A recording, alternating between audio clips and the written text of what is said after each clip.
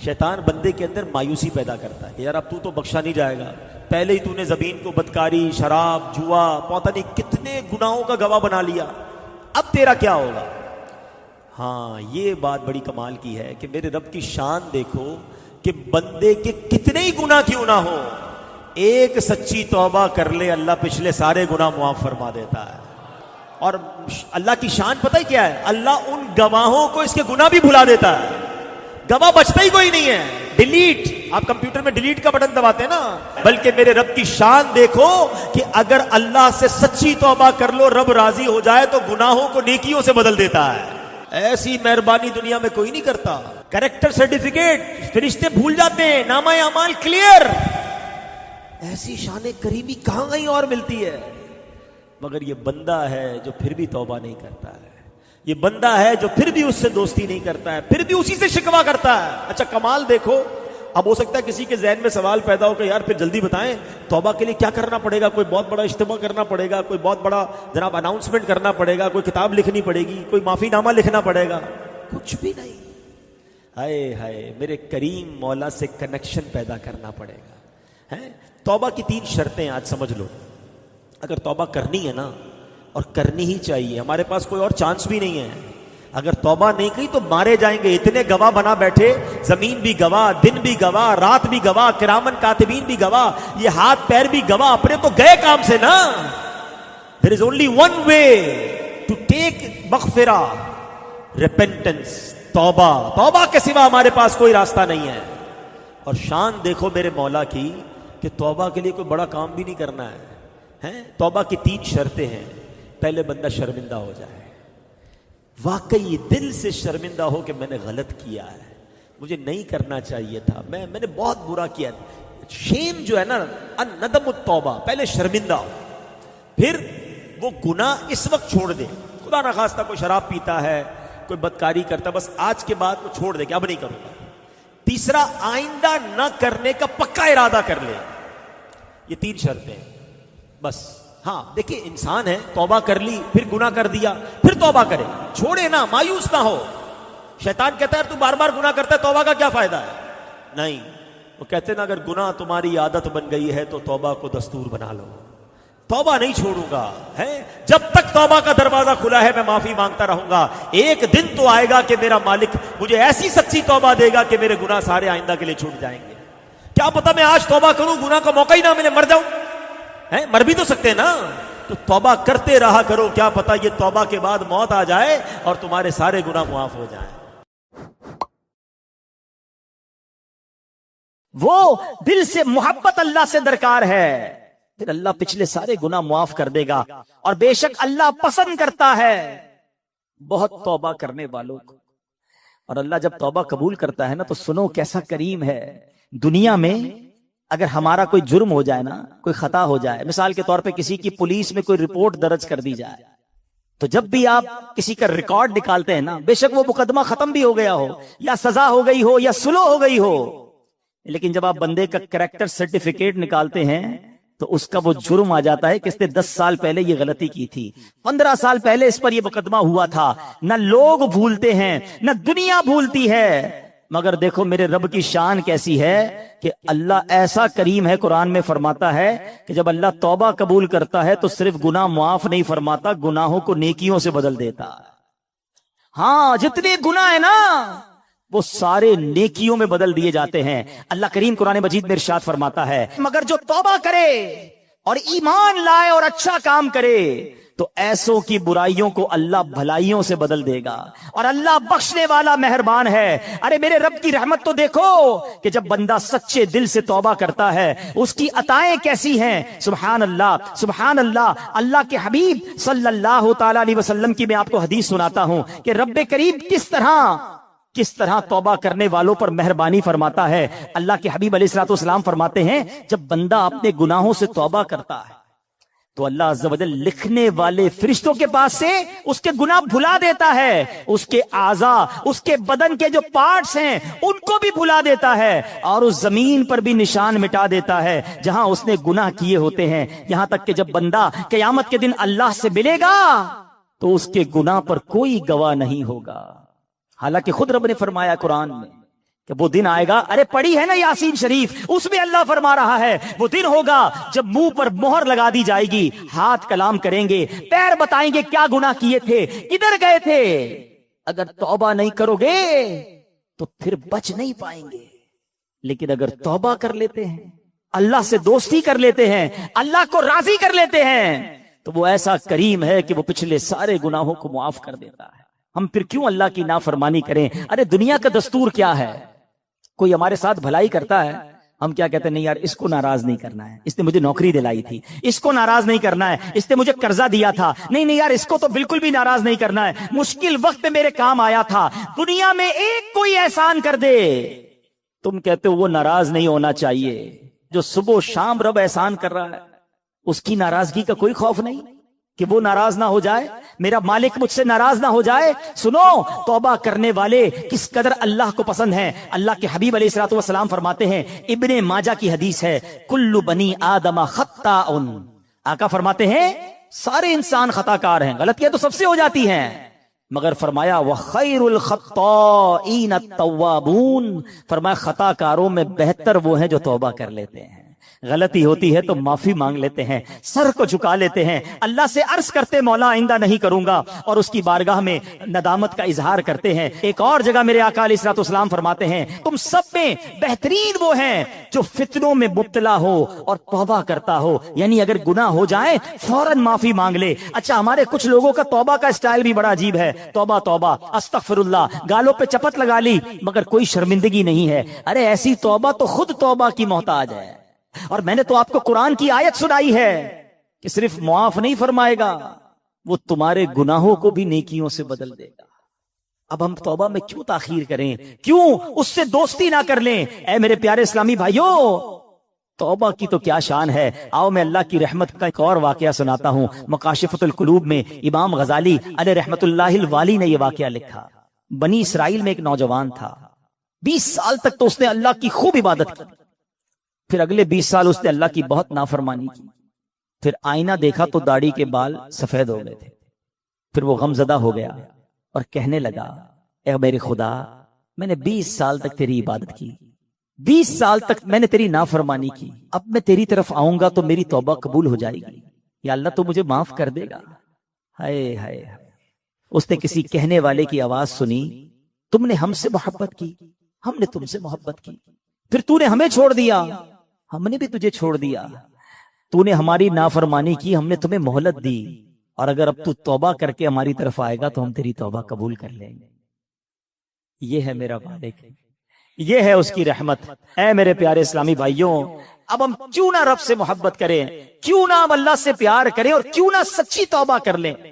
ہمارے آس پاس سے لوگ اٹھ رہے ہیں، میری بھی باری آنے والی ہے، آپ کی بھی باری آنے والی ہے، ہم کس انتظار میں ہیں، شیطان کے کس وار میں ہیں، ہم توبہ میں تاخیر کیوں کر رہے ہیں؟ ارے کب اللہ کو راضی کریں گے، اور کب تک اللہ کو ناراض کرتے رہیں گے؟ کب تک نمازیں قضا ہوتی رہیں گی؟ کب تک آنکھیں حرام دیکھتی رہیں گی؟ کب تک میرے اور آپ کے کان حرام سنتے رہیں گے؟ اے حرام کمانے والے، کب تک حرام کماتا رہے گا؟ بدکاری کرنے والا، بے حیائی کرنے والا، نام محرم لڑکیوں اور عورتوں سے دوستیاں کرنے والا سوچے کب تک تم یہ گل چھڑے اڑا لو گے؟ جوا کھیلنے والا سوچے کہ کب تک میں یہ کام کر لوں گا؟ ارے اچانک یہ اعلان ہوگا کہ فلاں کا انتقال ہو گیا ہے، ہمارے ہی دوست ہمیں کاندھوں پر اٹھائیں گے، ہمیں قبر میں ڈال کر آ جائیں گے۔ یہ دوست جو آج تھوڑی سی ہماری گھبراہٹ پر ہمارے ساتھ کھڑے ہو جاتے ہیں، پتہ ہے جب قبر میں اتاریں گے نا تو لوگ کہہ رہے ہوں گے ذرا صحیح طریقے سے مٹی ڈالو، کوئی سوراخ باقی نہ بچ جائے، ہوا بھی نہیں چھوڑیں گے، ایک سوراخ بھی نہیں چھوڑیں گے، مجھے اور آپ کو تنہا قبر میں چھوڑ کر آ جائیں گے۔ پھر کیا ہوگا؟ میرے اور آپ کے پاس کیا بچے گا؟ یہ مال، یہ دولت، یہ گاڑی، یہ گھر، یہ شہرت، سب کچھ پیچھے رہ جائے گا۔ اب ہمارے ساتھ قبر میں ہوں گے ہمارے اعمال۔ اور دیکھو، اگر اللہ ناراض ہوا نا، اللہ ناراض ہوا تو مارے جائیں گے، پھر تو قبر جہنم کا گھڑا بن جائے گی۔ اسی لیے میں آج یہ عرض کرنے آیا ہوں کہ جلدی جلدی اپنے رب کو راضی کر لو۔ وہ کیسا کریم ہے، بلکہ اس کی رحمت چاہتی یہی ہے کہ میرے بندے بخشے جائیں، میرے بندے معافی مانگ لیں، میرے بندے رجوع کر لیں۔ مگر یہ بندہ ہے جو رجوع نہیں کر رہا، یہ بندہ ہے جو اس سے دوستی نہیں کر رہا۔ خدا را میں آج کے بعد اللہ کے فرما بردار بندوں میں شامل ہو جاؤں. سنو وہ کیسا قریب ہے. حضرت سیدنا ابو ہریرہ رضی اللہ تعالیٰ عنہ سے بروی ہے، رسول اللہ صلی اللہ تعالی علیہ وسلم کا فرمان عالی شان ہے کہ جب کوئی بندہ گناہ کر لیتا ہے اور پھر کہتا ہے کہ اے مولا میں نے گناہ کر لیا مجھے معاف کر دے، تو اللہ فرماتا ہے میرا بندہ جانتا ہے کہ کوئی اس کا رب ہے جو گناہ معاف بھی کرتا ہے اور اس پر پکڑ بھی لیتا ہے. میں نے اپنے بندے کو بخش دیا. تو جتنا رب چاہتا ہے بندہ ٹھہرا رہتا ہے. اس کے بعد پھر کوئی گناہ کر لیتا ہے، پھر عرض کرتا ہے الہی میں نے پھر گناہ کر لیا ہے، پھر مجھے معاف کر دے. تو رب کریم فرماتا ہے میرا بندہ جانتا ہے کہ کوئی اس کا رب ہے جو گناہ کرنے پر پکڑ بھی لیتا ہے اور معاف بھی فرما دیتا ہے. تو میں نے اپنے بندے کو بخش دیا. پھر اس بندے سے پھر گناہ ہو جاتا ہے، وہ پھر اللہ سے کہتا ہے، تیسری بار کہتا ہے اللہ پھر گناہ ہو گیا ہے، رب کریم مجھے معاف کر دے. تو رب فرماتا ہے میرا یہ بندہ جانتا ہے کہ اس کا کوئی رب ہے جو گناہ کرنے پر پکڑتا ہے اور معاف مانگنے پر معاف بھی کر دیتا ہے. میں نے اپنے بندے کی بخشش فرما دی، اب جو چاہے کرے. یعنی اللہ اس کی بے حساب بخشش فرما دیتا ہے. اور یہ میں نے بخاری شریف کی حدیث سنائی. سوچو کیوں اللہ سے دوستی نہیں کرتے ہم، کیوں میرے پیارے اسلامی بھائیوں اللہ سے دوستی نہیں کرتے. ایک بار آج اللہ سے دوستی کر کے میں نے اور آپ نے سچی توبہ کر کے جانا ہے اور اللہ کی بارگاہ میں یہی عرض کرنا ہے کہ مولا کمزور ہوں، گناہ ہو گئے معاف کر دے. اے اللہ میں مانتا ہوں میں گناہگار ہوں، مجھے معاف کر دے.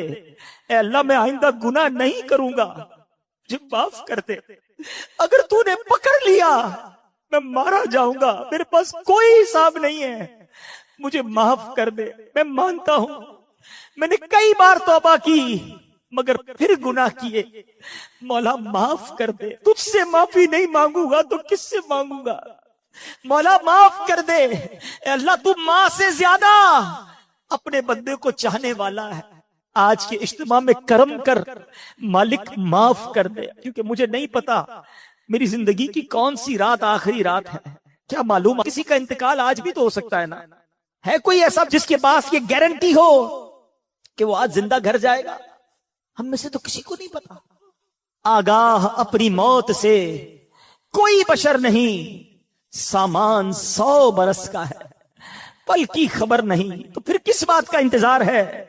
یاد رکھو بے وفا دنیا پہ مت کر اعتبار، تو اچانک موت کا ہوگا شکار.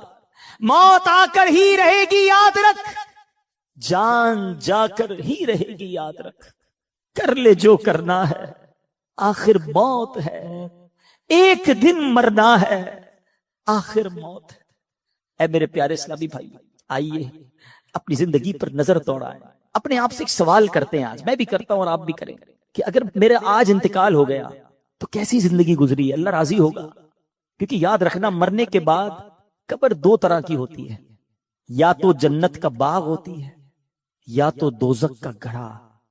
اپنے آپ سے میں سوال کروں، آپ بھی کرو، اگر میں آج مر گیا تو قبر کیسی ہوگی؟ جنت کا باغ ہوگی؟ پھر تو ٹھیک ہے.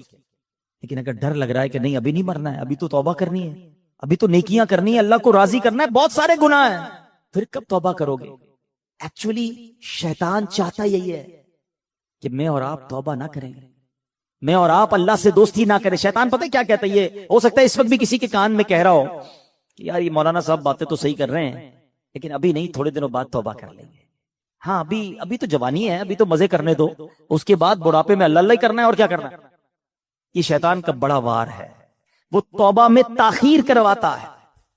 میں آپ سے سوال کرتا ہوں کہ اگر آپ نے یہ سوچا ہوا ہے کہ میں بڑھاپے میں جا کر نمازی بھی بن جاؤں گا، گناہ بھی چھوڑ دوں گا، چہرے پہ داڑھی بھی سجا لوں گا، تو کیا نوجوان نہیں مرتے؟ آپ کے پاس گارنٹی ہے کہ آپ بوڑھے ہو سکیں گے؟ خدا را شیطان کے سوار میں نہ ہو، بلکہ جوانی کی توبہ تو اللہ کو بڑی پسند ہے. ہاں جو جوان توبہ کرتا ہے نا وہ اللہ کو کیسا پسند ہے. آؤ میں آپ کو ایک حدیث سناتا ہوں. اے میرے نوجوانوں گناہ مت کرو، اللہ کی بارگاہ میں اللہ سے دوستی کر لو. اللہ کو نرمی والا عاجزی والا نوجوان پسند ہے. اللہ ایسے نوجوان پر جو جوانی میں عبادت کرتا ہے نا اپنے فرشتوں کے سامنے فخر فرماتا کہ یہ میرا بندہ ہے. اب اپنے آپ سے سوال کرو کہ ہم اللہ کے کیسے بندے ہیں. اچھا توبہ میں تاخیر کی ایک اور وجہ، شیطان کہتا ہے یار اگر میں نے یہ سارے گناہ چھوڑ دیے تو پھر زندگی کا مزہ ہی ختم ہو جائے گا۔ ایسا کئی بار ہوتا ہے کہ جب ہم ایسا بیان سنتے ہیں، ایسی محفل میں جاتے ہیں نا، تو خیال تو آتا ہے کہ یار توبہ کر لینی چاہیے، پھر لگتا ہے یار اگر ساری محفلیں، ساری رنگینیاں، دوستیاں، فلمیں، ڈرامے، گانے باجے، معاذ اللہ شراب، نشے کی محفلیں، جوئے، یہ جو بھی غلط کام ہے یہ چھوڑ دیے تو پھر مزہ کیا رہے گا زندگی میں؟ ساری انجوائمنٹ ہی ختم ہو جائے گی۔ یہ شیطان کا بہت خطرناک وار ہے، اور وہ اسی لیے بندے کو توبہ نہیں کرنے دیتا، بولے یار زندگی بور ہو جائے گی۔ اب اس کا جواب سن لو غور سے۔ اس کی مثال اس طرح دی، کتابوں میں علماء نے لکھی کہ دو دوست ہیں، ایک دوست جو ہے وہ صرف سبزی کھاتا تھا، دال سبزی، ہمیشہ کہتا نہیں یار میں اور کچھ نہیں کھاتا۔ اب اس کے دوست کہتے کبھی تو گوشت کھا لے، یہ بھی اللہ کی نعمت ہے، کبھی چکن بھی کھا لے۔ اس نے کہا نہیں میں سبزی کھاتا ہوں۔ ایک دن دوستوں نے پلان کیا پکڑ کے کہ یار آج اس کو چکن کھلانی ہے اور اس کو گوشت بھی کھلانا ہے۔ اب پکڑ کے اس کے زبردستی منہ میں مرغی بھی ڈال دی، تھوڑی سی گوشت بھی کھلایا۔ اب جب اس نے کھایا تو اس نے کہا یار اصل کھانا تو یہ ہے، کیا میں ساری زندگی دال سبزی؟ بے شک دال سبزی کھانا بہت اچھا ہے، کوئی اور مراد ڈالے، میں سمجھانے کے لیے مثال دے رہا ہوں کہ یار اتنا ذائقے والا کھانا میں نے زندگی پر کبھی کھایا ہی نہیں۔ اس نے دال سبزی کی سائیڈ پہ اور اب گوشت چکن بھی کھانے لگا۔ یہ مثال دے کر علماء نے سمجھایا کہ اصل مسئلہ یہ ہے کہ جس نے راتوں کو فلمیں دیکھ کر، ڈرامے دیکھ کر، گانے باجے سن کے، شراب کی محفلوں میں، جوئے کی محفلوں میں، یا گندی باتیں کر کے جس نے راتیں گزاری ہیں، اس کو پتہ ہی نہیں ہے کہ تہجد میں اٹھ کر دعا کا مزہ کیا ہے، اس کو پتہ ہی نہیں ہے وضو کر کے نماز کی رونق کیا ہے، اس کو پتہ ہی نہیں ہے کہ تلاوت کرنے کا سکون کیا ہے۔ ساری زندگی وہ سمجھا مزہ ہی اس میں ہے۔ ارے ایک بار اس کام کو چھوڑ کر درود پاک پڑھ کے باوضو سونے کا مزہ بھی دیکھو، تہجد میں اٹھنے کا لطف بھی دیکھو، اپنے رب کی بارگاہ میں اکیلے میں ہاتھ اٹھا کر آنسو بہانے کا جو لطف ہے، خدا کی قسم وہ دنیا کی کسی گندی محفل میں نہیں ہے۔ مسئلہ یہ ہے ہم نے یہ محفل دیکھی ہی نہیں، اللہ کی بارگاہ میں مناجات کی ہی نہیں ہے، تو ہمیں لگتا ہے کہ سارے مزے ختم ہو جائیں گے۔ یہ ہماری بھول ہے۔ یاد رکھو مجھے اور آپ کو رب نے بنایا ہے، اور رب ہی بتائے گا کہ ہمارے دلوں کا سکون کہاں پر ہے۔ اور اللہ نے قرآن میں فرمایا ہے بے شک اللہ کے ذکر میں دلوں کا چین ہے۔ اگر چین چاہتے ہو نا تو یہ شراب میں نہیں ملے گا، یہ شباب میں اور گندی محفلوں میں نہیں ملے گا، یہ گانے باجے فلموں میں، جوئے کے محفلوں میں نہیں ملے گا۔ یہ تمہیں واقعی ملے گا تو اللہ کے ذکر میں ملے گا۔ اچھا اب شیطان کا ایک اور وار کہ یار یہ مولانا صاحب تو جو کہہ رہے قرآن کی آیت پڑھ رہے بات تو ٹھیک ہے، مگر میرا تو معاملہ ہی دوسرا ہے۔ میں جب فلمیں ڈرامے گانے باجوں کی محفل میں جاتا ہوں بڑا مزہ آتا ہے، بڑی ساری رات گزر جاتی ہے پتہ نہیں چلتا۔ اجتماع میں آتا ہوں تو نیند آنے لگتی ہے، بور ہونے لگ جاتا ہوں، آدھے گھنٹے بعد اٹھنے کو جی چاہتا ہے، قرآن پڑھتا ہوں تو نیند آنے لگتی ہے، ذکر کرتا ہوں تو بور ہو جاتا ہوں۔ مجھے تو عبادت میں سکون ہی نہیں ملتا ہے، غلط کاموں میں بڑا دل لگتا ہے، عبادت میں دل نہیں لگتا، تو پھر کیسے اللہ کے ذکر میں اگر دلوں کا چین ہے تو مجھے کیوں نہیں مل رہا؟ یہ شیطان کا بہت بڑا وار ہے۔ آج اس کا جواب بھی لے جاؤ۔ یہ بھی میں آپ کو ایک لاجک کے ذریعے، ایک یہ سمجھیے کہ آپ کے ساتھ بھی ایک واقعہ پیش آتا ہے، اس کے ذریعے سمجھا دیتا ہوں۔ جب آپ کو بخار ہو جائے کیا ہوتا ہے؟ کھانا اچھا لگتا ہے، وہی کھانا جو آپ کا فیورٹ ہے، منہ کڑوا ہو جاتا ہے، نہ کھانا اچھا لگتا ہے نہ پانی اچھا لگتا ہے، ایسا موڈ ہو جاتا ہے کہ گھر والے بھی اچھے نہیں لگتے، طبیعت خراب ہو کچھ اچھا نہیں لگتا، مگر ہم کیا کرتے ہیں؟ کھانا چھوڑ دیتے ہیں۔ ہمیں پتا ہے بیمار ہوں تھوڑے دن تک یہ رہے گا، ہم سب کو پتا ہے، کھانا بھی کھاتے ہیں دوائی بھی کھاتے ہیں، ہمیں پتا ہے جیسے ہی بیماری دور ہوگی کھانا بھی اچھا لگے گا، باقی سب زندگی بھی اچھی لگے گی۔ یہ چند دنوں کا پرابلم ہے، ایسا ہی ہوتا ہے نا۔ اصل مسئلہ یہ ہے جس کو اجتماع میں مزہ نہیں آتا نا، جس کو تلاوت کا سکون نہیں ملتا، جس کو سجدوں کی لذت نہیں ملتی، جس کو ذکر کی تسبیح میں سرور نہیں ملتا، جس کو درود پاک پڑھے تو مدینے والے کی یاد نہیں رلاتی، تو مسئلہ یہی ہے کہ ہمارے دلوں میں جو ہے نا گناہوں کا مرض لگ گیا ہے، اس پہ خول چڑھا ہوا ہے۔ گھبراؤ نہیں، آ گئے ہو نا اللہ کے پاس، اللہ کی بارگاہ میں اگر سر جھکا لیا تو سنو، ذکر چھوڑنا نہیں، درود چھوڑنا نہیں، تلاوت چھوڑنا نہیں، نماز چھوڑنا نہیں، کرتے رہنا۔ تھوڑے دنوں کی بات ہے، جیسے ہی دل سے مرض دور ہوگا تو میں سجدوں کی لذت ملنا شروع ہو جائے گی، تلاوت میں دل لگنے شروع ہو جائے گا. تم مدینے والے آقا کی بات کرو گے, تمہاری آنکھوں سے آنسو نکلنا شروع ہو جائیں گے. اللہ کی قسم تمہیں محفل میں آقا کے ذکر میں ایسا سرور آئے گا جو دنیا کے کسی کام میں نہیں آئے گا, کیونکہ ابھی دل میں مرض ہے, ابھی مزہ نہیں آ رہا, ابھی سکون نہیں مل رہا. دیکھو دور مت چلے جانا, دیکھو بھاگ مت جانا, مسجد کو ٹھکانہ بنا لو, نماز کو اپنا طریقہ بنا لو, اللہ کی بارگاہ میں سر جھکائے رکھنا اور اللہ سے ہی کہنا کہ مالک ذکر تیرا کرتا ہوں, سکون نہیں مل رہا, نماز پڑھ رہا ہوں, سرور نہیں آ رہا. خدا کی قسم جس دن یہ دل سے مرض دور ہوا تمہیں وہ لطف زندگی کا ملنا شروع ہو جائے گا جو اس سے پہلے نہیں ملا ہوگا. تو اے میرے پیارے اسلامی بھائیوں, یہ شیطان کے واروں میں نہ آؤ. یہ مردود ہمیں کبھی بھی توبہ نہیں کرنے دے گا, یہ لمبی امیدیں دلوائے گا, یہ ہمیں موت تک لے جائے گا, اور اس کو ہمیں موت بھی ایسے آ سکتی ہے کہ ہم بغیر توبہ کے چلے جائیں. ایک آخری واقعہ سنا کر پھر اپنے بیان کو اختتام کی طرف لاتا ہوں کہ ایک بار کتنا مردود ہے شیطان. دو بھائی تھے, پہلی منزل پہ چھوٹا بھائی, دوسری منزل پہ بڑا بھائی. بڑے بھائی کے پاس شیطان گیا, 40 سال تک اللہ کی عبادت کی. اس کو شیطان جا کے کہتا ہے کہ میں نے اپنے علم سے یہ جانا ہے کہ تیری عمر 80 سال ہے, تو 80 سال تک جیے گا. تو نے 40 سال تک اللہ کی عبادت کی ہے, نہ جوانی کی کوئی رنگینی دیکھی, نہ کوئی عیاشی کی, نہ کوئی گناہ کیے. کیا کیا تو نے؟ ایسا کر 20 سال گناہ کر لے, مزے کر لے زندگی کے, پھر آخری 20 سال پھر توبہ کر لینا, اللہ راضی ہو جائے گا.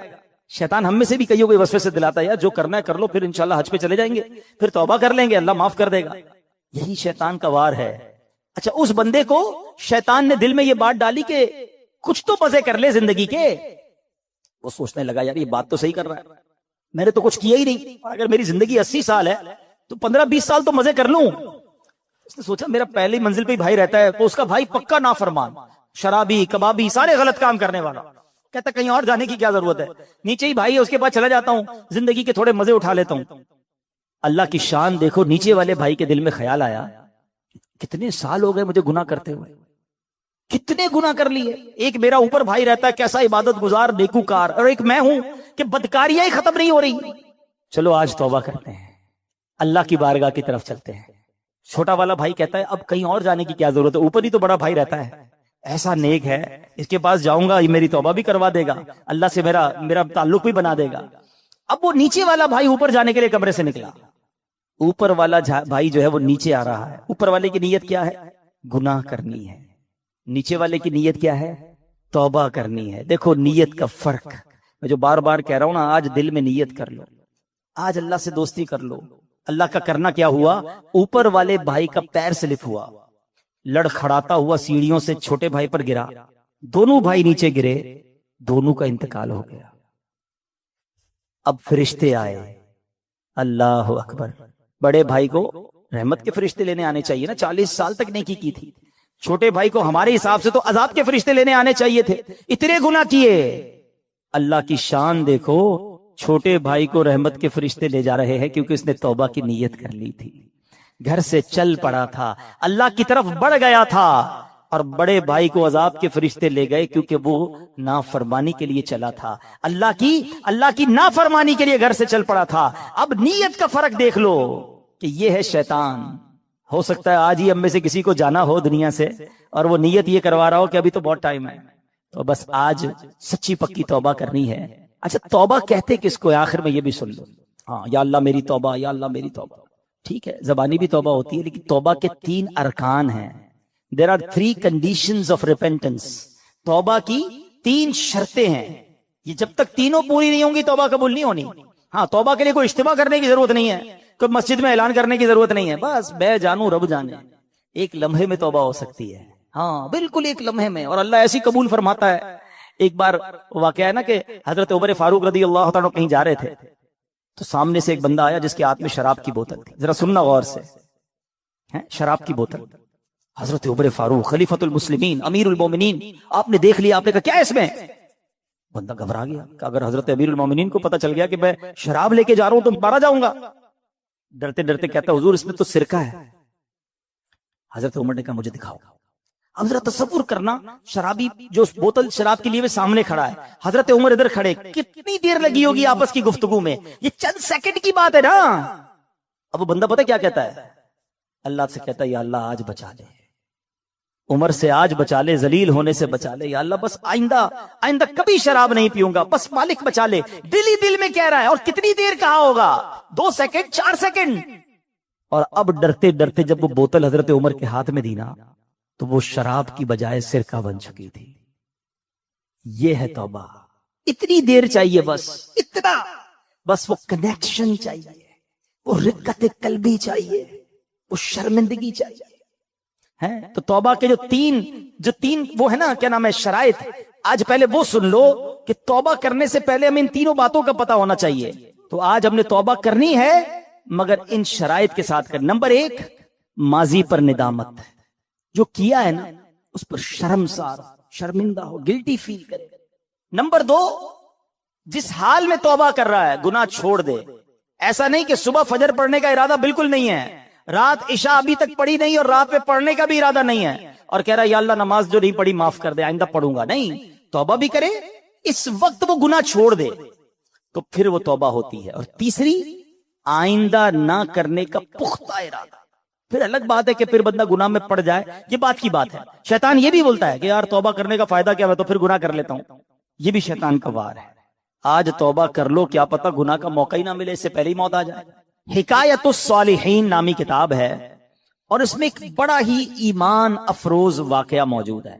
حضرت ذوالنون مصری رحمت اللہ تعالی علیہ ایک روز نیل کے ساحل کی طرف تشریف لے گئے. اس وقت آپ بڑی گہری سوچ میں مگن تھے. اچانک آپ نے ایک بہت بڑے بچھو کو دیکھا کہ تیزی سے وہ ساحل کی طرف جا رہا ہے.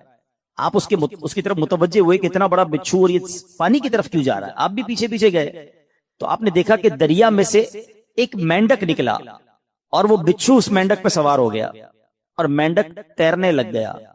آپ حیران ہو گئے کہ یہ تو کوئی راز کی بات لگتی ہے. بچھو اور مینڈک کی دوستی تو نہیں ہوتی، یہ تو ایسا لگتا ہے کہ اس کے لیے سواری کا انتظام کیا گیا ہے اور یہ دریا پار کرانے کا نظام بنایا گیا ہے. آپ کو بڑا تجسس ہوا، آپ بھی دریا پار کر کے دوسری طرف پہنچ گئے. مینڈک نے کیا کیا، اس بچھو کو اگلے کنارے پر اتار دیا. اب بچھو پھر چلنے لگا، آپ پیچھے جانے لگے. حضرت ذوالنون مصری رحمت اللہ تعالی دیکھتے ہیں کہ تھوڑا آگے گئے تو ایک شخص زمین پر مدہوش پڑا ہوا ہے، بے ہوش. اس کے سینے پر ایک بہت بڑا اژدہا، بہت بڑا سانپ اسے ڈسنے کے لیے تیار ہے. اس بندے کو پتہ ہی نہیں وہ بے ہوش پڑا ہوا ہے، مگر اس بچھو نے رائٹ ٹائم اچانک وہاں پہنچ کر اس سانپ کو ڈنک مارا اور اس بندے کی حفاظت کا انتظام کیا. وہ سانپ وہیں پر مر گیا اور بچھو واپس چلا گیا. حضرت ذوالنون مصری حیران کہ مالک یہ تیرے عجب راز ہیں، اس بے ہوش بندے کو تو پتہ ہی نہیں ہے کہ اس کی حفاظت کے لیے تو نے انتظام کیا کیا ہے. لیکن حضرت ذوالنون مصری رحمت اللہ تعالی علیہ سب کہتے ہیں کہ میں سمجھ گیا کہ یہ بندہ ہے بہت بڑی چیز، اللہ کا بڑا نیک بندہ ہے کہ اس کی حفاظت کے لیے رب نے دوسرے علاقے سے بچھو بھیجا جس نے سانپ کو ڈسنے سے روک لیا، حالانکہ بندہ بے ہوش پڑا تھا. تو آپ نے سوچا کہ میں اس بندے کے پیر ہی چوم لیتا ہوں، اتنا بڑا اللہ کا ولی ہے، بے ہوش ہے. وہ جیسے قریب ہوئے نا تو آپ کو اس بندے کے منہ سے شراب کی بدبو آئی. آپ حیران ہو گئے کہ شرابی، گناہگار، اور اس کی حفاظت کا ایسا انتظام. اللہ اکبر. ابھی آپ پریشان ہی تھے کہ آپ کو غیب سے آواز آئی، اے ذوالنون حیران کیوں ہوتا ہے، یہ بھی ہمارا ہی بندہ ہے. اگر اللہ صرف نیکوں کی حفاظت فرمائے گا، اگر نیکوکاروں کی ہی رب حفاظت فرمائے گا تو اے ذوالنون گناہگاروں کی حفاظت کون کرے گا.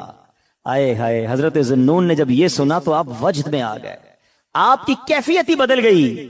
اللہ اکبر. جب سورج غروب ہونے لگا، ساحل پر ٹھنڈی ٹھنڈی ہوا چلنے لگی تو اب اس نوجوان کے جسم میں کچھ حرکت پیدا ہوئی. تھوڑی دیر بعد وہ ہوش میں آیا. حضرت ذوالنون اس کے قریب ہی بیٹھے تھے. آپ کو دیکھ کر شرمندہ ہوا، شرمندگی سے کہتا حضور آپ ادھر کیسے؟ آپ اللہ کے ولی تھے، بڑے مشہور شخصیت تھے. وہ بندہ آپ کو پہچان گیا. تو آپ نے فرمایا پہلے یہ بتاؤ کہ تم کون ہو، میرے بارے میں چھوڑو. اس نے کہا حضرت آپ تو دیکھ ہی رہے ہیں میں شرابی آدمی ہوں. آپ نے فرمایا ذرا بائیں طرف دیکھو، اپنی ذرا قریب دیکھو. اس بندے نے دیکھا تو مرا ہوا بہت بڑا سانپ پڑا ہوا تو گھبرا گیا. حضرت ذوالنون مصری نے اب اس کو سارا واقعہ سنایا کہ میں تو کہیں اور تھا، میں نے ایک منظر دیکھا، بچھو اور مینڈک کے پیچھے ادھر آیا، اللہ نے تیری حفاظت کا کیسا انتظام کیا، تو رب کی نافرمانی کرتا ہے اور وہ مالک تیری حفاظت فرما رہا ہے. اللہ اکبر. جب اس شرابی نے یہ واقعہ سنا وہ زاروں کتار رونے لگا.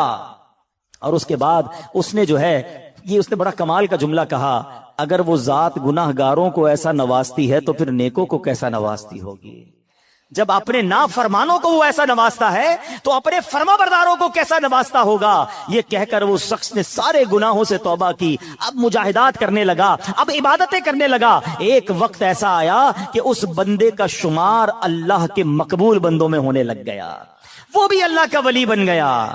میرے پیارے اسلامی بھائیوں، مدنی چینل کے ناظرین، یہ واقعہ ہم سب کے لیے بہت بڑا پیغام ہے۔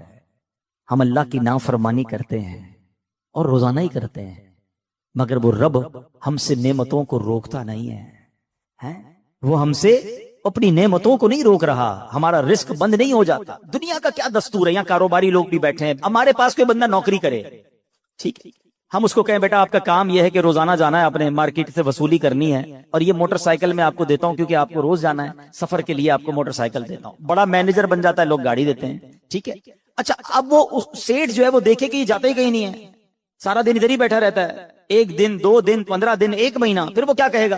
بھائی یا تو وصولی کرنے جاؤ یا ورنہ میری موٹر سائیکل واپس کرو۔ فائدہ کیا تمہیں موٹر سائیکل دینے کا؟ جو فیسلٹی دیتا ہے کوئی ہمیں کسی کام کے لیے دیتا ہے نا، اگر وہ کام نہ کریں تو وہ فیسلٹی واپس لے لی جاتی ہے۔ سچ بتاؤ، میرے رب نے مجھے اور آپ کو آنکھیں کیوں دی ہیں؟ کیا حرام دیکھنے کے لیے دی ہیں؟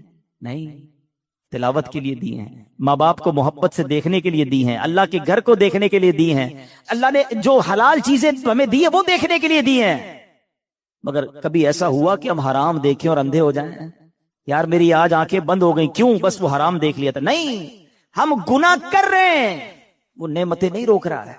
یہ ہاتھ اس لیے نہیں دیے کہ اس سے حرام کام کیے جائیں، اس سے ظلم کیا جائے، مگر یہ ہاتھ حرام کی طرف اٹھتے ہیں، رب ہاتھ واپس نہیں لیتا۔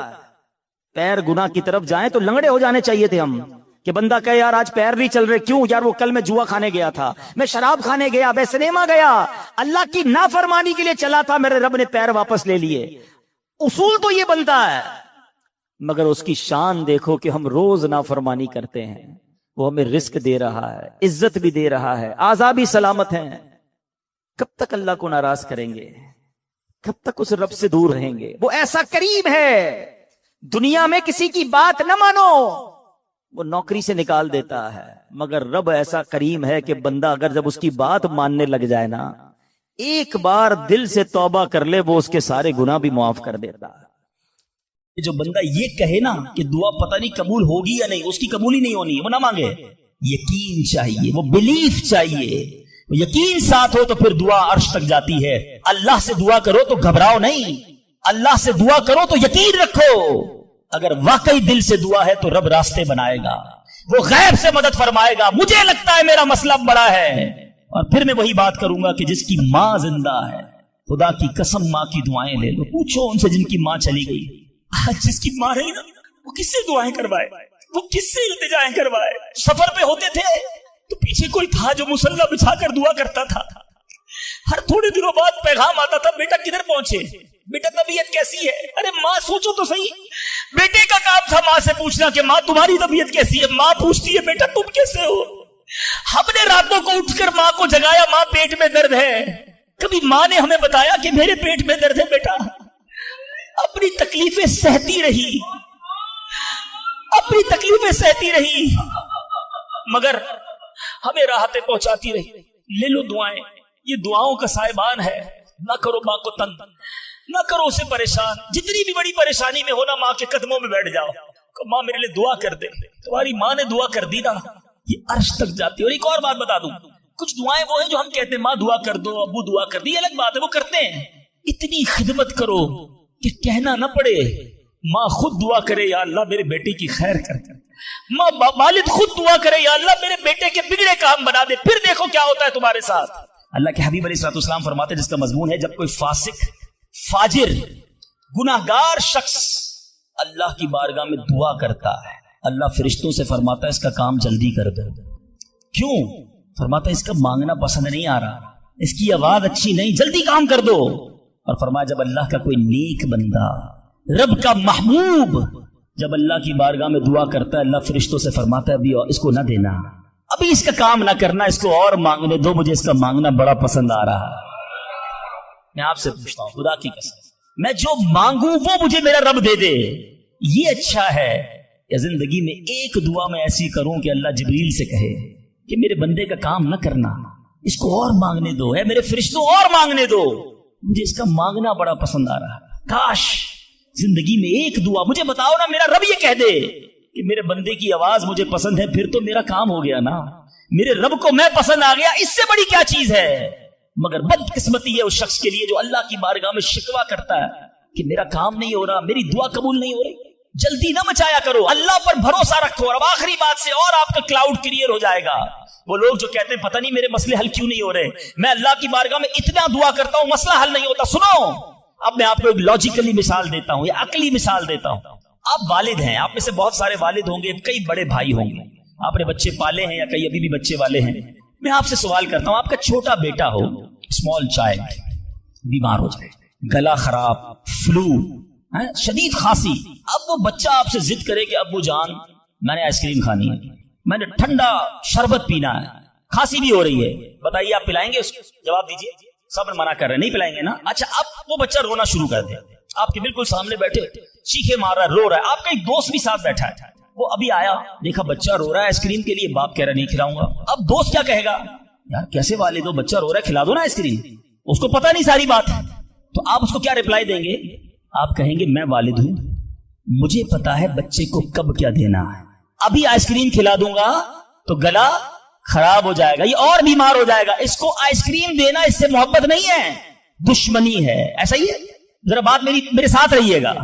अब बड़ी दिल पर हाथ रखकर मेरी बात सुनना, तुम वालिद हो, तुम्हें पता है बच्चे को कब क्या देना है, मेरे खालिक को नहीं पता मुझे कब क्या देना है। मैं मांग रहा हूं या अल्लाह रोजी में बरकत दे, वो नहीं दे रहा, मैं मांग रहा हूं या अल्लाह औलाद दे, वो नहीं दे रहा, मैं गिड़गिड़ा रहा हूं या अल्लाह किराए के मकान में हूं अपना मकान दे दे, वो नहीं दे रहा। ए मौला मैं फला मुल्क में जाना चाहता हूं, वीजे लगाना चाहता हूं, नहीं मिल रहे वीजा। अरे क्यों यकीन नहीं रखते? जितने इधर बैठे हो मैं आपसे पूछता हूं, कौन है जो ये कहता है मेरी मां मुझसे मोहब्बत नहीं करती? अरे मां तो वो हस्ती है जो अपने सुख कुर्बान करके हमें सुखी करती है, और सारी रात हमारे लिए जागने वाली हमारी मां है। तो जो मां तकलीफ नहीं दे सकती, वो माओं से ज्यादा प्यार करने वाला कैसे हमारी दुआ कबूल नहीं करेगा? ये यकीन रख लो, अगर मैं मांग रहा हूं वो नहीं दे रहा तो वही मेरे लिए बेहतर है। मेरा काम नहीं हो रहा ना, वही मेरे लिए बेहतर है। जो औलाद की तमन्नाई है, नहीं मिल रही औलाद, यकीन कर लो कि मेरे लिए औलाद बेहतर नहीं। पूछो उन माँ बाप से जिनके बच्चे मार कर उन्हें घर से निकाल देते हैं, वो कहते हैं काश बच्चा पैदा ही ना होता, बेटे ने मारा है मुझे, बेटे ने घर से निकाल दिया। ऐसी औलाद नहीं दुनिया में। उन माँ बाप से पूछो, क्या पता आपके मुकद्दर में वैसी ही औलाद हो। और अल्लाह फरमा रहा है, अल्लाह करीम है, हमारे बारे में अच्छा फैसला किया कि हमें औलाद से महरूम रखा। ऐ मेरे बंदो, जब तुम्हें माँ बाप पर यकीन है कि वो बुरा फैसला नहीं करते, तो अपने खालिक पर यकीन कर लो। अब अगर ये सोच लोगे ना, तो आपकी लाइफ बड़ी पुरसुकून हो जाएगी। अब आप टेंशन में नहीं रहेंगे, दुआ करेंगे, काम हो गया तो भी अल्लाह का शुक्र, नहीं हुआ तो भी अल्लाह का शुक्र, मेरे लिए बेहतर था ना, अल्लाह ने इसलिए नहीं किया। यकीन कर लो अपने मालिक पर। एक बार मैं अफ्रीका में था, तंजानिया में, एक बहुत बड़े बिजनेसमैन थे, उन्होंने कहा मेरा बहुत बड़ा उनका कारोबार था, 7,000 घर उन्होंने बनाए थे, पूरा सिटी बनाया, बड़ी मोहब्बत करते हैं दावत इस्लामी से। मुझे कहा तंजानिया है, अब हमारे साथ चलें और हमारे उस पूरे शहर के अंदर दुआ कर। मैंने कहा चलते हैं। मैं उनके साथ बैठ गया उनकी गाड़ी में। सुनिएगा जरा, मैं उस बिजनेसमैन से एक बात सीखा हूं और मैं भूलता नहीं हूं बात। तकरीबन जब भी मैंने ये बयान किया मुझे वाकया खुद ही याद आ जाता है। हम गए उसके साथ, one of the biggest businessman of that country, बड़ा काम था उनका। हम गए तो इत्तेफाक था, जो पुल था उस शहर को और इनके शहर को मिलाने वाला, वहां पे वर्क हो रहा था, काम हो रहा था। गाड़ी रुक गई हमारी। वो बड़ा आदमी था, उसने कई लोगों को फोन किया, भाई हमारी गाड़ी को निकलने देखा, नहीं साहब गाड़ी नहीं निकल सकती, पुल पर काम हो रहा है, ट्रैफिक क्लोज। बहुत कोशिश की उसने, नहीं हुआ, हम वापस आ गए। जब हम वापस आए तो मुझे लगा कि यार इसको बेचारे को दिल छोटा हो जाता ना इंसान का, बड़ी मोहब्बत से लेकर गया और ले ही नहीं जा सका। तो मैंने कहा आप घबराएं नहीं, इसमें कोई खैर होगी, अल्लाह खैर करेगा। मैं उनको तसल्ली दे रहा हूं। यार उस बंदे ने जो जुमला कहा ना, वो कहता है भाई मेरी जिंदगी का एक दस्तूर है, जब मेरा काम हो जाता है ना तो मैं एक बार अल्लाह का शुक्र अदा करता हूँ, नहीं होता तो 2 बार अल्लाह का शुक्र अदा करता हूँ। मैं शॉक्ड हो गया। मैंने कहा आपने क्या कहा, दोबारा कहिए। वो बिजनेसमैन है, मौलवी, कोई आलिम दीन नहीं थे, लेकिन मुझे सिखा गया वो बंदा। मैंने कहा दोबारा कहिए। कहते जब मेरा काम हो जाता है ना, मैं एक बार अल्लाह का शुक्र अदा करता हूँ, जब नहीं होता तो मैं 2 बार अल्लाह का शुक्र अदा करता हूँ। मैंने कहा ये क्यों? कहते नहीं किसने किया, کام نہیں ہوا تو کس کی مرضی سے ہوا؟ ہم دونوں کا جانا وہاں ٹھیک ہی نہیں تھا. جب ہی روڈ بند ہو گیا, اللہ نے جو کیا میرے مالک نے بہتر کیا. میں نے کہا یار آپ کمال کی شخصیت ہو. میں اتنا خوش ہوا اس بندے سے. یہ فارمولا یاد کر لو, لائف پرسکون ہو جائے گی. جو مانگو مل جائے یا اللہ تیری مہربانی, جو نہ ملا یا اللہ پھر بھی تیری مہربانی. تو میرے ماں سے زیادہ مجھے چاہنے والا ہے, بہتر تھا جبھی تو نہیں دیا. اچھا اب دعا کے کچھ آداب بھی سن لیں. دعا قبول نہ ہونے کا ایک سبب حرام روزی بھی ہے. حدیث کے الفاظ ہیں حرام خور کی دعا قبول نہیں ہوتی. بندہ حرام بھی کھا رہا ہے, سود کا کام بھی کر رہا ہے, ملاوٹ بھی کر رہا ہے, جھوٹ بول کر روزی بھی کما رہا ہے, کہتا ہے دعا کیوں قبول نہیں ہوتی؟ ایک بار حضرت موسیٰ علیہ نبینا علیہ الصلوۃ والسلام نے ایک شخص کو دیکھا, بڑا رو رہا تھا, بڑا گر گڑا رہا تھا, یا اللہ میری دعا قبول کر لے, یا اللہ میری دعا قبول کر لے. حضرت موسیٰ نے دیکھا, اللہ سے عرض کی مولا تیرا بندہ کتنا رو رہا ہے, گر گڑا رہا ہے, میرے مالک اس کی دعا قبول کر لے. ارشاد ہوا, اے موسیٰ یہ اتنا روئے کہ روتے روتے مر جائے, اتنے ہاتھ اٹھائے کہ اس کے ہاتھ آسمان کو چھو لیں. اے موسیٰ میں نے اس کی دعا قبول نہیں کرنا. عرض کی مولا کیا وجہ ہے؟ ارشاد ہوا, اے موسیٰ یہ کھاتا حرام ہے, اس جو لباس پہنا یہ حرام ہے. سوچئے اللہ کے نبی سفارش کر رہے ہیں, اللہ اس کی دعا قبول کر لے, مگر حرام کھانے والے کی دعا قبول نہیں ہوتی. اپنی روزی پاکیزہ کرو. آپ میں سارے چاہتے ہیں نا مستجاب الدعوات بن جائیں. مستجاب الدعوات کے معنی کیا ہے؟ جس کی ساری دعائیں قبول ہوں. سب چاہتے ہو نا. حضرت سعد بن ابی وقاص نے پیارے آقا سے سوال کیا, کیا بیوٹیفل کوسچن کر لیا, ہمارے کام سیدھا ہو گیا. آقا سے عرض کی, یا رسول اللہ میں مستجاب الدعوات بننا چاہتا ہوں, I want to be a مستجاب الدعوات. نبی پاک نے کوئی لمبا چوڑا, آپ کو تو پورا سلیبس دیا جاتا ہے نا, پی ایچ ڈی کرنا ہے تو اتنی کتابیں پڑھو, ایم بی بی ایس کرنا ہے تو اتنی کتابیں پڑھو, لیکن مستجاب الدعوات تو کمال ہو گیا نا. اس سے بڑی ڈگری ہے کوئی؟ جو دعا مانگو وہ مل جائے. کوئی بڑا سلیبس نہیں دیا نبی پاک نے, اتنے سال روزے رکھو, اتنی تلاوت کرو, اتنے سجدے کرو, اتنے طواف کرو. سنو, ایک لائن میں میرے آقا نے جواب دے دیا, فرمایا اے سعد اپنے لقمے پاکیزہ کر لو تو مستجاب الدعوات ہو جاؤ گے. That's it. غذا پاکیزہ ہو, آپ کی دعائیں قبول ہونا شروع ہو جائیں گی. ایک اور بڑی اہم بات جو مسٹیک کر جاتے ہیں وہ کیا ہے کہ ہم دعا کے اندر فوکس نہیں کرتے. یاد رکھیں, اللہ غافل دل کی دعا نہیں سنتا. یاد رکھیں, مثال کے طور پہ ہم دعا کرتے وقت آمین, کبھی ادھر دیکھ رہے ہیں آمین آمین آمین, بات اللہ سے کر رہے ہو اور دھیان کہیں اور ہے. اس کو میں آپ کی ایگزامپل دیتا ہوں. آپ میں سے کئی ٹیچرز بیٹھے ہوں گے, پروفیسر بیٹھے ہوں گے, سیٹھ بیٹھے ہوں گے, والد بیٹھے ہوں گے. آپ کا اسٹوڈنٹ آپ کے سامنے بیٹھا ہے, آپ کا بیٹا آپ کے سامنے بیٹھا ہے, آپ کا ماتحت آپ کے سامنے بیٹھا. آپ اس کو بڑا کوئی بات سمجھا رہے ہیں, بیٹا دیکھو یوں کرنا یوں کرنا ہے. وہ کبھی ادھر دیکھے, کبھی ادھر دیکھے, کبھی موبائل نکال لے. کیسا لگے گا آپ کو؟ کمال ہے یار, میں تم سے بات کر رہا ہوں اور تمہارا دھیان کہیں اور ہے. توجہ سے سنو. آپ کو برا لگتا ہے آپ کا بچہ آپ کی بات نہ سنے. تم رب کی بارگاہ میں ہاتھ اٹھا کر دھیان کہیں اور ہے, کدھر سے دعا قبول ہوگی؟ یہ بے ادبی ہے. بارگاہ الہی میں حاضر ہیں تو بس فوکس, پتا چلے میں کس کے دربار میں ہوں, آنکھیں جھکی ہوں, ادب سے بندہ بیٹھے وضو کر کے, اس کا خیال مالک کے دربار کی طرف ہو کہ غلام ایک مجرم بادشاہ کے دربار میں ہاتھ اٹھائے, بھکاری بن کر حاضر ہوا ہے. پھر دیکھیں کیسے عطا ملتی ہے. ایک اور مسٹیک دعا قبول نہ ہونے کا ایک سبب, اور وہ ہے یقین. ایک بڑا پرابلم یہ ہے, بندہ کہتا ہے یار چلو مانگ لیتے ہیں, باقی ہوتی نہیں اپنی دعا قبول. ایک واقعہ مجھے یاد آیا. ایک بار ایک گاؤں میں بارش نہیں ہو رہی تھی, بڑا زبردست قحط. گاؤں والوں نے طے کیا چلو مل کر ذرا دعا کرتے ہیں, نماز استسقاء وغیرہ پڑھتے ہیں. گاؤں کے سارے لوگ جمع ہوئے, ہزاروں کا مجمع. کئی سالوں سے اس گاؤں میں بارش ہی نہیں ہوئی, پتے پتے کو بوند بوند کو لوگ ترس رہے. قحط. ایک نوجوان, ایک ینگسٹر آیا, ہاتھ میں اس کی چھتری ہے. سارے گاؤں والے ہنسنے لگے کہ اللہ کے بندے, کئی سالوں سے ایک قطرہ پانی کا نہیں گرا, تم چھتری لے کر آئے ہو. اس نوجوان نے کمال کا جواب دیا کہ جس سے مانگنے آئے ہیں وہی تو برسانے والا ہے. اب اگر اس نے برسا دی تو کیا بھیگتے ہوئے جاؤں گا؟ اب ہوا یہی. کتاب میں لکھا سب نے دعا مانگی, نوجوان کے یقین کی برکت سے دعا کے دوران موسلا دھار بارش شروع ہو گئی. سارا گاؤں بھیگتے ہوئے گیا, نوجوان چھتری کے نیچے چلتا ہوا جا رہا ہے. یقین ہوگا تو کام ہوگا. دعا پر یقین نہیں, اللہ پر یقین نہیں ہے تو کام کیسے ہوگا؟ یہ تو چند میں نے آداب بیان کر دیے. اب میں دو بڑی اہم باتیں کرنا چاہتا ہوں کہ دعا جو ہے نا ماں باپ کی بڑی امپورٹنٹ ہے.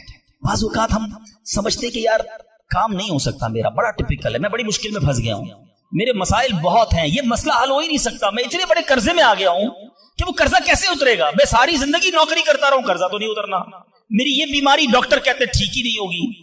یہاں آ کر ہمارا کانفیڈنس شیک ہو جاتا ہے, ہم اللہ سے بھروسہ اٹھا لیتے ہیں, ہمیں لگتا ہے نہیں یار یہ پرابلم سالو نہیں ہو سکتا.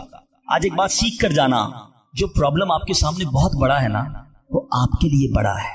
ان اللہ علی کل شیء قدیر، میرا مالک جب چاہے جیسے چاہے حکم فرمائے اور مسئلہ حل ہو سکتا ہے. اب میں آپ کو اس کو لاجیکلی سمجھاتا ہوں. ایک آپ نے دیکھا ہوگا آپ کے گھر میں چونٹیاں چلتی ہیں، بازو کا چونٹیاں ہوتی ہیں. اب چونٹی جا رہی ہے، آپ اس کے سامنے سیب رکھ دیں. اب چونٹی کی طرف رہ کر سوچیں، چونٹی دیکھے گی اتنی بڑی چیز سیب، چونٹی کے لیے وہ سیب پہاڑ ہے. چونٹی ہٹا سکتی ہے اس کو؟ نہیں. وہ کیا کرے گی؟ کھڑی رہے گی یا تو راستہ بدل دے گی. یار اتنی بڑی چیز سامنے آ گئی، میں تو کچھ نہیں کر سکتی. وہی سیب آپ واپس اٹھا کے جیب میں رکھ لیں. چونٹی کا راستہ کلیئر. بات سمجھ رہے میری؟ سیب چونٹی کے لیے کیا تھا؟ پہاڑ. آپ کے لیے کیا ہے؟ سیب. آپ نے اٹھایا واپس جیب میں رکھ لیا، چونٹی کے سامنے سے پہاڑ ہٹ گیا. جو پرابلم میرے اور آپ کے سامنے ہے نا، میرے لیے پہاڑ ہے، آپ کے لیے پہاڑ ہے. آپ کو لگتا ہے سالو ہی نہیں ہو سکتا. ان اللہ علی کل شیء قدیر، وہ جب چاہے جیسے چاہے، منٹوں میں، منٹ بھی زیادہ ہے، سیکنڈوں میں پرابلم سالو کرتا ہے.